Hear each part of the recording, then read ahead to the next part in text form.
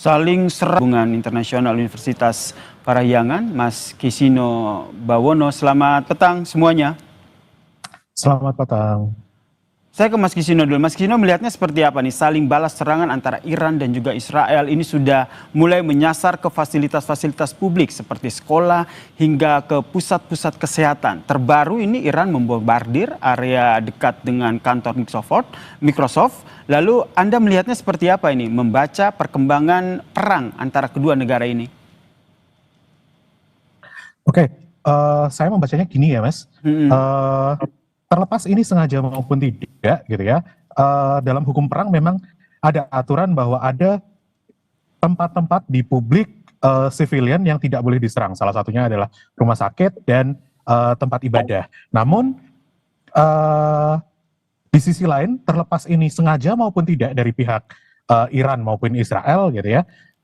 Salah satu strategi dalam perang, salah satunya dengan menyerang rumah sakit. Kalau kita melihat dari kacamata strategi, maka ini bisa terjadi dengan harapan apa? Mungkin pemerintah Iran berharap bahwa ketika publik Israel itu merasa ketakutan, mereka bisa menekan pemerintahan di Israel dari pemerintahan Prime Minister Netanyahu untuk kemudian tidak lagi melakukan serangan atau agresi, lalu malah ke meja perundingan. Walaupun kita juga harus akui ya bahwa sebetulnya serangan ke rumah sakit ini bisa berdampak dua arah, antara masyarakat kemudian marah lalu meminta agresi, meminta balasan ke Iran yang lebih keras, atau malah mengikis dukungan perang. Oke, jadi kalau bisa kedua arah itu, tapi yang jelas kalau kita bicara strategi itu bisa dilakukan, mungkin motivasinya bisa seperti itu. Baik, saya ke Mas Adrianus. Mas Adrianus sendiri melihatnya seperti apa? Kedua negara ini semakin gencar begitu merilis video-video serangan udara mereka. Kemudian kalau kita lihat mereka juga saling klaim kerusakan yang disebabkan oleh saling serang mereka. Apa sebenarnya yang mau disasar dari saling unjuk kekuatan militer udara dari masing-masing negara ini? Iya, kalau saya boleh berkomentar, ini lebih ke psychological operation-nya. Jadi saling klaim, kemudian saling menyasar fasilitas-fasilitas yang dianggap vital, ini sebenarnya lebih ke efek psikologis ya. Kalau kita lihat sebenarnya dari Irannya pun masih low intensity, maksudnya dibandingkan hari-hari awal maupun yang serangan Oktober itu jumlah rudalnya masih lebih sedikit. Tapi kalau dari sisi Israel, mereka lebih menyasar ke fasilitas-fasilitas produksi yang membantu produksi rudalnya Iran begitu. Kalau saya lihat lebih ke Mas Adrianus? Oke, kalau ke Mas Kisino sendiri melihatnya seperti apa nih? Cywar antara Iran dan juga Israel, apakah betul mereka ingin memainkan psikologi perang di momen ini? Iya, saya juga melihat bahwa kalau memang perang, psikologi itu sangat penting. Siapa psikologi yang bisa diserang? Ya publiknya, seperti yang tadi saya jelaskan, gitu ya. Dan di sisi lain, saya juga melihatnya kedua pemerintahan ini harus menyelamatkan muka mereka di depan publik mereka masing-masing. Ketika ada agresi melawan mereka, mereka tidak boleh dan tidak bisa diam saja. Mereka harus menunjukkan bahwa mereka bisa melawan. Dan ya pemerintahan Israel kemungkinan setelah ada serangan seperti ini akan mengeskalasi. Menurut saya seperti itu. Karena kalau mereka malah tinggal diam, bahaya untuk kepercayaan publik dari rakyat Israel kepada pemerintahan Benyamin Netanyahu. Gitu. Kalau Mas Adrianus sendiri melihatnya seperti apa ini? Kalau saling klaim, saling serang masih terus berkelanjutan antara dua negara. Logistik ataupun kekuatan perang dari masing-masing negara ini, Anda membacanya seperti apa? Iya, kalau saya lihat dari beberapa analis ya, rudal balistiknya Iran itu diperkirakan stoknya 1.500 sampai 2.500 dan sudah digunakan kurang lebih ada beberapa yang berkomentar sekitar 700 lah. Jadi kalau kita ngambil tengah-tengah itu mungkin mereka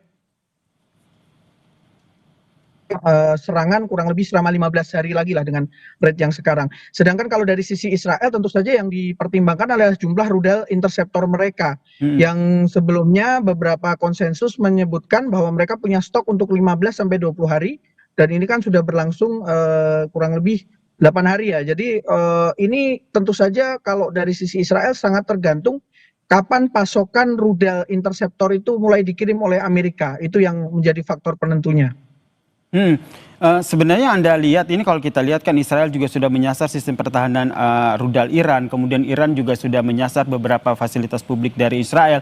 Apa sebenarnya yang ingin disasar oleh kedua negara dalam perang ini? Ya, Mas kalau saya Adrianus, lihat ini, kalau saya lihat memang belum ada arah menuju all out war ya, tapi lebih untuk supaya pemerintah salah satu negara itu segera menyerah lah gampangnya. Karena mereka kan sama-sama sudah declare tidak ada perundingan damai ya. Jadi ini lebih ke, memang benar saya setuju dengan narasumber yang lain, memang ini menuju arah psikologis saja. Siapa yang lebih cepat menyerah begitu. Kalau menunggu siapa yang akan lebih cepat menyerah begitu, tapi kalau kita lihat di satu sisi Amerika dan juga G7 ini sudah terang-terangan begitu mendukung Israel. Ini Anda membaca ke depannya akan seperti apa, Mas Kisino? Oke, yang jelas negara-negara Ini- Barat. Oh, sorry, ke saya atau ke Silakan ke Mas Adrianus? Kisino. Oh ya, sorry, Oke. sorry, ya silakan. Oke, saya membacanya gini, negara Barat itu ketika Israel atau sebagai sekutu dari negara Barat diserang, mereka tentu akan lebih merespon ketika misal Israel melakukan itu ke Gaza misalkan gitu ya. Jadi rasanya ini jadi justifikasi bagi negara Barat untuk mendukung Israel, dan kuncinya maka kita lihat di Amerika Serikat saja. Presiden Donald Trump sementara masih belum memutuskan akan ikut menyerang, ikut ke dalam perang ini atau tidak gitu ya. Saya rasa kalau tadi dibilang dia butuh waktu 2 minggu, mungkin dia butuh memastikan bahwa kelompok maganya, kelompok republikannya, dan publik secara umum memang sudah senafas, sependapat bahwa oke, kita akan perang dengan Iran. Tapi so far di dalam MAGA sendiri kepecah. Ada yang pro, ada yang anti perang, seperti Marjorie Taylor Greene dan Steve Bannon, dia masih anti perang, at least sampai semalam. Lalu kalau dari publik Amerika Serikat, terlepas dia orang Demokrat, Independen maupun Republikan, semuanya masih di bawah 30% yang ingin ikut perang. Jadi saya rasa dia juga butuh waktu untuk meyakinkan publiknya sendiri. Karena kalau dia melakukan perang, join di sini, salah satu janji kampanye dia adalah tidak melakukan perang dengan negara manapun. Gitu. Oke, terlebih ini kan tadi juga ada informasi terbaru, Trump sendiri menyatakan masih ada 2 minggu untuk bernegosiasi. Ya. Sementara itu dari pihak Iran bilang tidak ada komunikasi. Ini nampaknya nanti akan deadlock begitu atau akan ada titik temu? Menurut Anda, Mas Kisino, sebagai analis hubungan internasional? Saya lihat kalau dari Iran, mereka merasa bahwa senjata nuklir ini penting untuk mereka miliki, terlepas mereka akan ke sana atau tidak gitu ya. Tapi secara realita nuklir itu menghambat atau mencegah negara lain untuk melakukan agresi kepada negaramu ketika kamu punya nuklir. Dan ini sesuatu yang tidak ideal bagi Barat, apalagi bagi Israel, terutama bagi Prime Minister Netanyahu. Kalau ada negara yang ingin menyerang Israel dan dia punya nuklir, Israel jadi butuh berpikir lebih keras tentang resiko dan semacamnya kalau ingin melakukan agresi terhadap negara itu. Perlu diketahui bahwa Prime Minister Netanyahu sudah sejak 90-an, kalau nggak salah ingat 92, dia sudah mengucapkan bahwa Iran itu cuma beberapa bulan, cuma beberapa tahun, atau bahkan cuma beberapa minggu lagi sudah akan punya nuklir. Rutin itu sejak tahun 90-an. Dan hingga kini itu retorika yang selalu dia pakai gitu ya. Dan saya rasa kayak ini mungkin akan jadi eskalasi menuju deeskalasi istilahnya kalau dalam politik, bahwa kedua pihak Iran maupun Israel sebetulnya ada keinginan untuk negosiasi, cuma di depan publik mereka tidak bisa mengakui bahwa negosiasi adalah cara yang paling less costly, yang paling tidak mahal gitu ya. Karena kayak kita cuma tinggal duduk diam, kita ngobrolin mana titik di mana kita bisa ketemu. Nah, masalahnya di dalam perundingan itu kadang ada pihak yang harus melakukan kekerasan sebanyak-banyaknya untuk memastikan bahwa ketika sampai di meja perundingan mereka ada di atas angin karena mereka bisa melakukan kekerasan lebih besar. Sampai ke akhirnya memilih meja perundingan nih saling serang mungkin akan masih terus terjadi begitu. Kalau berbicara Yes. soal pertahanan militer dari masing-masing negara, sebagai praktisi pertahanan, Mas Adrianus melihatnya bagaimana? Kalau seandainya Iran dibilang memiliki rudal, apakah memang betul begitu menurut hemat Anda? Dan mereka punya kapasitas militer yang masih bisa untuk menandingi Israel? Ya, kalau saya lihat seperti dari sesi pertama 2 hari yang lalu ya, saya melihat memang strateginya agak berbeda ya. Karena memang keunggulan Iran itu adalah kemampuan produksi rudalnya yang sangat besar dan tersebar. Kemudian dia kan memiliki kondisi geografis yang cukup luas. Jadi dia bisa menyembunyikan peluncur-peluncur rudalnya itu di berbagai tempat. Beda dengan situasi Israel.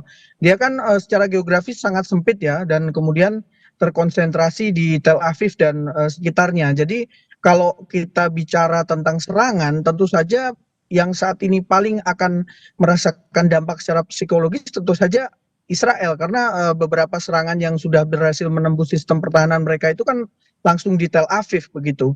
Dan sampai saat ini mereka masih berusaha mencari mengirim pesawat tempurnya Israel ini untuk mencari peluncur-peluncur rudal yang tersebar di Iran begitu.